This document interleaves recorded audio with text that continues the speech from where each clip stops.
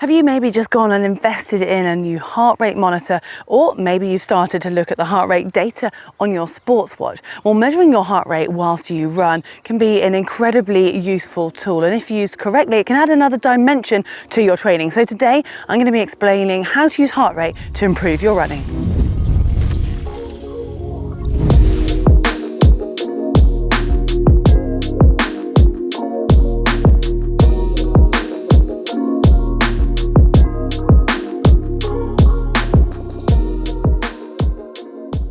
Athletes have been using heart rate to measure their training for decades.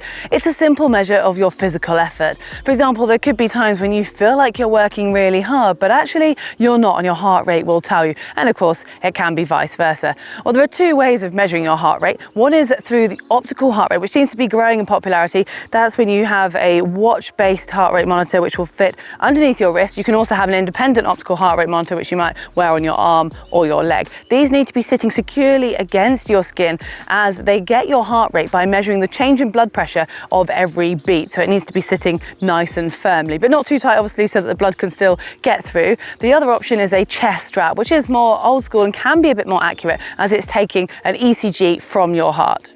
I want to point out that we are all different, and therefore we're going to have different resting heart rates, different training zones, and also a different maximum heart rate. You might have heard people boasting about having an exceptionally low resting heart rate, and yes, it can be a sign of fitness, but there are other things that play into that, such as genetics, your age, your size, etc. So it's important that you work out what is your normal and you compare yourself to that. And low isn't always better. Having a high maximum heart rate is a sign of fitness as well, as it means your heart is able to pump blood around your body faster, and this can be affected by various things, and also, I'm afraid, does start to decrease with age. And you might have heard of the simple calculation to very roughly estimate your maximum heart rate of 220 minus your age, but that is purely a guideline.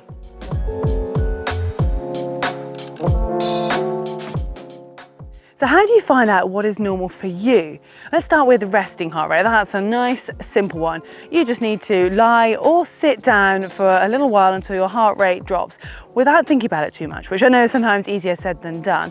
However, finding your maximum heart rate is a little different. Unless you want to use that basic formula that I've already talked about, it's going to involve a serious amount of hard work. So you can just work by doing some running intervals. It needs to be specifically running, as it's obviously a running maximum heart rate that you want. And you're going to need to increase those intervals until you're eventually doing your final one at absolute maximum pace that you can hold for around a minute. And that should give you your maximum heart rate. You can, of course, head to a lab if you want some really detailed results, but it still will require some hard running. And then once you've got your minimum and your maximum heart rate, you can work out your training zones in between.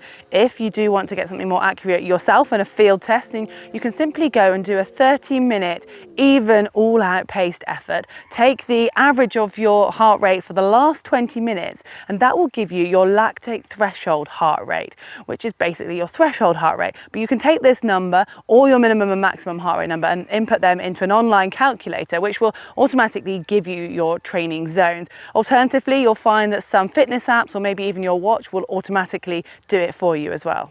If you still want more detail on how to calculate your training zones, we've made a video specifically for that on our YouTube channel, so go and check that out.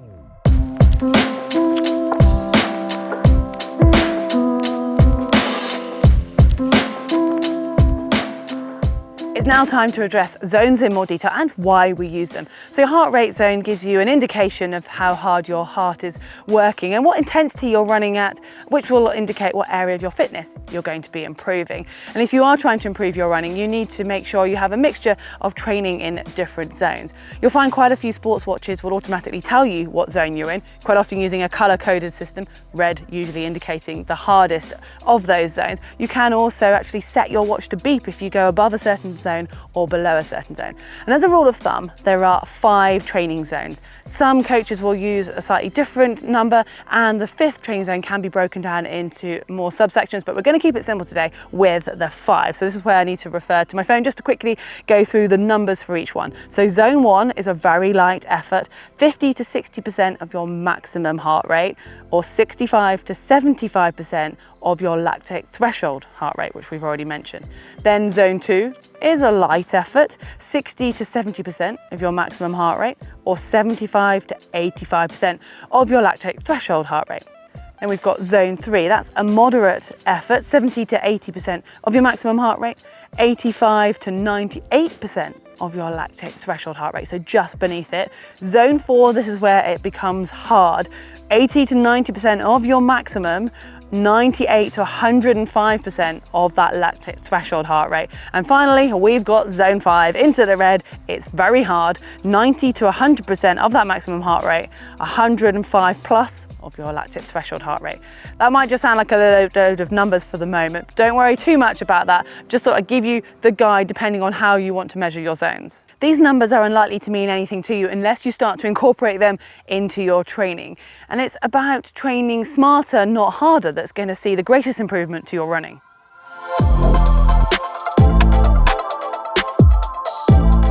This is a super easy effort that you should feel you can maintain for a long period of time. And if jogging is too intense and you find your heart rate going out of zone 1, then simply add in some phases of walking.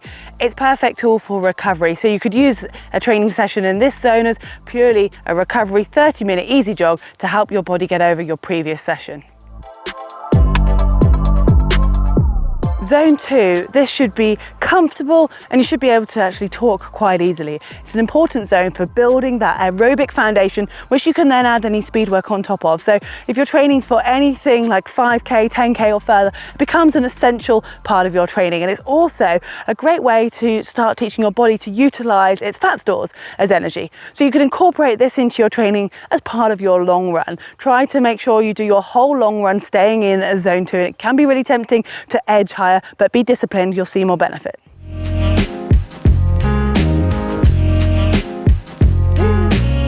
Things are starting to get a little bit harder here, but it's still very much an aerobic effort, something that you should be able to maintain for around 30 to 45 minutes. It's sometimes referred to as a tempo effort, so just beneath threshold, and it's great for building that stamina. A nice simple session to incorporate zone 3 training would be a 10 to 15 minute warm up, 30 minutes running in that zone, followed by a 10-minute warm down. This is known as comfortably uncomfortable. You should only be able to speak a few words maximum at one time. And your body's going to be working a mixture of aerobically and anaerobically. As a result, it's going to be utilizing mainly carbohydrates as its fuel. And this zone is perfect for boosting your performance and upping that lactate threshold level. If you did a 5 or a 10K race, you'd find that the majority of that you'd be spending in zone 4. So with that in mind, a perfect session would be a broken 5K. Let's take a nice and simple example, 5 times 1 kilometer at your 5K PB pace with 90 seconds rest after each one, and just make sure you top and tail it with a good warm up and warm down.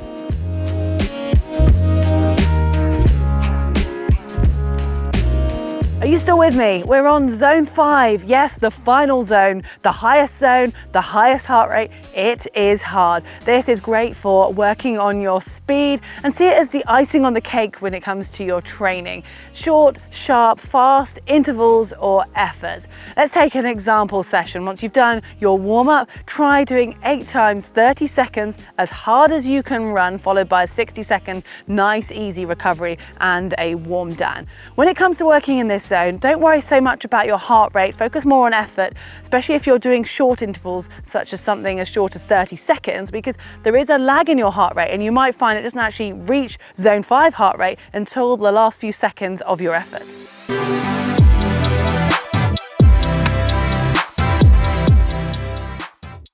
On that note, I just want to cover a couple of the limitations of using heart rate tracking, and one of which is that delay in your heart rate to actually reflect the change in pace or effort. So if you do start running faster or harder, it's going to take a little while for your heart rate to actually catch up and reflect that. The same happens the other way, so when you ease up, your heart rate will have a delay until it actually returns to normal. And that delay can be an indicator of your fitness. The quicker your heart rate drops, then that's showing that your fitness is improving. There's a few other things which can affect your heart rate, such as caffeine, dehydration, temperature, even an underlying illness, although that's probably more obviously reflected when you look at your resting heart rate.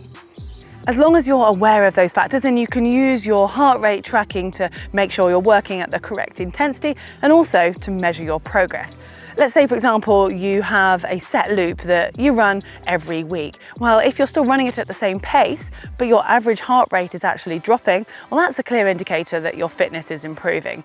And using heart rate tracking is also invaluable for doing your long runs, especially when they're over undulating terrain, because you don't want to focus on pace for these. It's very much your heart rate that will reflect that you're working at the same intensity. As obviously when you're running uphill, you'll need to run at a slower pace to make sure you stay in the same zone as if you were running on the flat or downhill. I have to admit, I don't religiously use heart rate in my training, but I find it fascinating to actually look at my heart rate analysis after a run, and you could call me a bit geeky, but I reckon if you start to do it, you'll find it quite interesting as well. And hopefully from this, if you weren't using heart rate before, I've now convinced you of the benefits. And if you are new to it, then you at least will now have some idea of how to use heart rate zones when it comes to making your training more specific and more productive.